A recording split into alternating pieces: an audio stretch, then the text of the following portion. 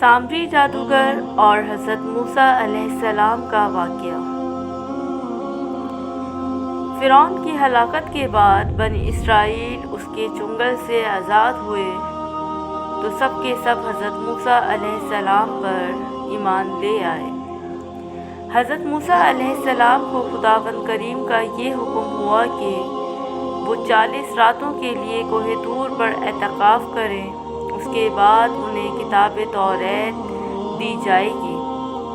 چنانچہ حضرت موسیٰ علیہ السلام کوہ طور پر چلے گئے اور بنی اسرائیل کو اپنے بھائی حضرت ہارون علیہ السلام کے سپرد کر گئے۔ آپ 40 دن تک دن بھر روزہ رکھتے اور ساری رات عبادت میں مشغول رہتے، جبکہ دوسری طرف بنی اسرائیل میں ایک شخص رہا کرتا تھا جس کا نام سامری تھا، جو طبعی طور پر نہایت گمراہ کن آدمی تھا۔ اس کی ماں نے برادری میں رسوائی اور بدنامی کے ڈر سے اس کو پیدا ہوتے ہی پہاڑ کے غار میں چھوڑ دیا تھا۔ حضرت جبرائیل علیہ السلام نے اللہ تبارک و تعالیٰ کے حکم سے اس کو اپنی انگلی سے دودھ پلا کر پالا۔ یہی وجہ تھی کہ یہ حضرت جبرائیل علیہ السلام کو پہچانتا تھا۔ اس کا پورا نام موسیٰ سامری ہے اور حضرت موسیٰ علیہ السلام کا نام بھی موسیٰ ہے۔ موسیٰ سامری کو حضرت جبرائیل علیہ السلام نے پالا تھا اور حضرت موسیٰ علیہ السلام کی پرورش فرعون کے گھر ہوئی تھی، مگر خدا کی شان کہ فرعون کے گھر پرورش پانے والے حضرت موسیٰ علیہ السلام خدا کے رسول ہوئے، اور موسیٰ سامری جو حضرت جبرائیل علیہ السلام کا پالا ہوا تھا وہ کافر ہوا۔ جن دنوں حضرت موسیٰ علیہ السلام کوہ طور پر اللہ کی عبادت میں مشغول تھے، وہیں سامری نے آپ کی غیر موجودگی کو غنیمت جانا اور اس بنی اسرائیل کے سونے چاندی کے زیورات کو پگھلا کر اس سے ایک بچڑا بنایا۔ پھر حضرت جبرائیل علیہ السلام کے گھوڑے کے قدموں کی خاک جو اس کے پاس محفوظ تھی، اس نے وہ خاک بچڑے کے منہ میں ڈال دی تو وہ بچڑا بولنے لگا۔ پھر سامری نے مجمع عام میں یہ تقریر شروع کر دی کہ اے بنی اسرائیل، حضرت موسیٰ علیہ السلام خدا سے بات کرنے کے لیے کوہ طور پر تشریف لے گئے ہیں، لیکن خدا تو ہم لوگوں کے پاس آ گیا ہے، اور بچڑے کی طرف اشارہ کر کے بولا کہ یہی خدا ہے۔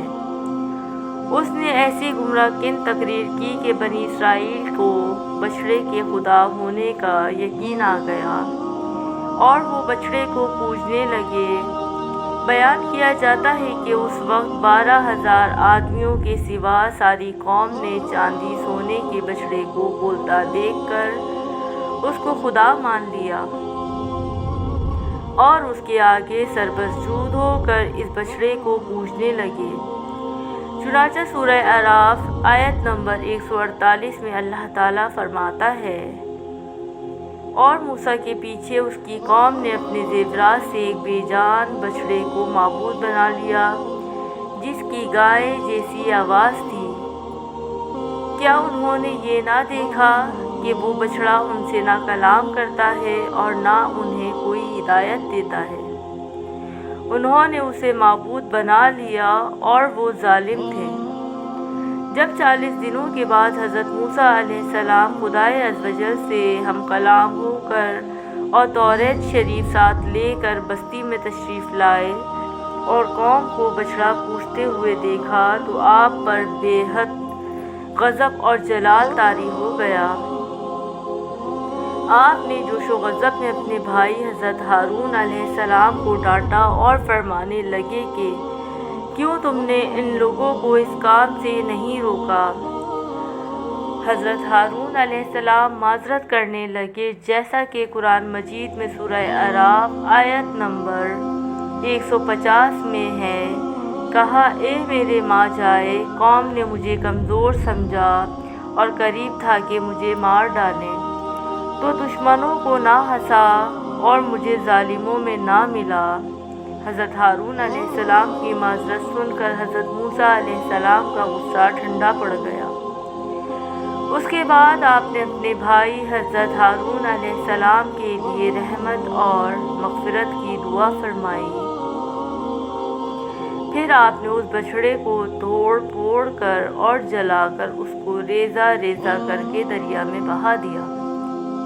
پھر اللہ تعالیٰ کا یہ حکم نازل ہوا کہ جن لوگوں نے بچڑے کی پرستش نہیں کی ہے وہ لوگ بچڑا پوجنے والوں کو قتل کریں۔ اس کے بعد حضرت موسیٰ علیہ السلام نے چن چن کر اچھے 70 آدمیوں کو ساتھ لیا اور کوہ طور پر تشریف لے گئے۔ جب لوگ کوہ طور پر طلب معذرت اور استغفار کرنے لگے تو اللہ تعالیٰ کی طرف سے آواز آئی کہ اے بنی اسرائیل، میں ہی ہوں، میرے سوا تمہارا کوئی معبود نہیں۔ میں نے ہی تم لوگوں کو فرعون کے ظلم سے نجات دے کر تم لوگوں کو فرعون کے ظلم سے بچایا ہے، لہٰذا تم لوگ فقط میری ہی عبادت کرو اور میرے سوا کسی کو مت پوچھو۔ اللہ تعالیٰ کا یہ کلام سن کر یہ 70 آدمی یک زبان ہو کر کہنے لگے کہ اے موسیٰ علیہ السلام، ہم ہرگز آپ کی بات نہیں مانیں گے جب تک ہم اللہ تعالیٰ کو اپنے سامنے نہ دیکھ لیں۔ یہ 70 آدمی اپنی ضد پر بالکل اڑ گئے کہ ہم کو خدا کا دیدار کرائیں ورنہ ہم نہیں مانیں گے۔ حضرت موسیٰ علیہ السلام نے ان لوگوں کو بہت سمجھایا مگر وہ اپنے مطالبے پر اڑے رہے۔ پھر اللہ تعالیٰ نے اپنے عزب و جلال کا اظہار اس طرح فرمایا کہ ایک فرشتہ آیا اور اس نے ایک ایسی خوفناک چیخ ماری کہ خوف و دہشت سے ان لوگوں کے دل پھٹ گئے اور یہ 70 آدمی مر گئے۔ پھر حضرت موسیٰ علیہ السلام نے خداوند عالم سے ان لوگوں کے لیے زندہ ہو جانے کی دعا مانگی تو وہ لوگ زندہ ہو گئے۔ اگر ابھی تک میرا چینل سبسکرائب نہیں کیا ہے تو پلیز سبسکرائب کر دیں، لائک کر دیں، شیئر کر دیں، کامنٹ کر دیں۔